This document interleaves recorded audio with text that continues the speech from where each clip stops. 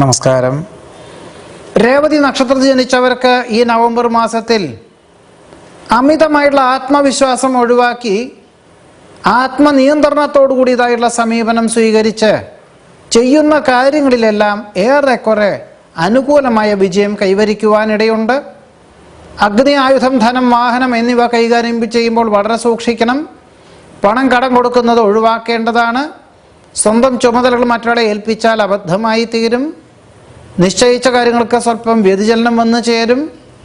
വിദേശയാത്രയ്ക്ക് സാങ്കേതികമായിട്ടുള്ള തടസ്സങ്ങൾ അനുഭവപ്പെടും.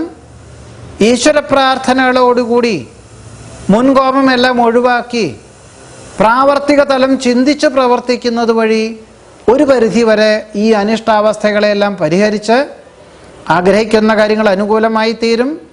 ഏറ്റെടുത്ത ദൗത്യത്തിന് പൂർണ്ണത കൈവരും. ശമ്പള വർധനവ് മുൻകാല പ്രാബല്യത്തോടു കൂടി ലഭിക്കും. സന്ധി സംഭാഷണത്തിൽ വിജയം കൈവരിക്കും. വിശ്വസ്ത സേവനത്തിന് പ്രശസ്തി പത്രം ലഭിക്കും.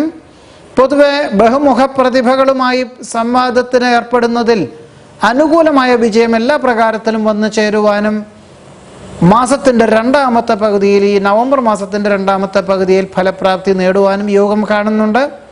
ഇതാണ് രേവതി നക്ഷത്രക്കാരുടെ ഈ നവംബർ മാസത്തിലെ അനുകൂലമായിട്ടുള്ള ഫലങ്ങൾ. നമസ്കാരം.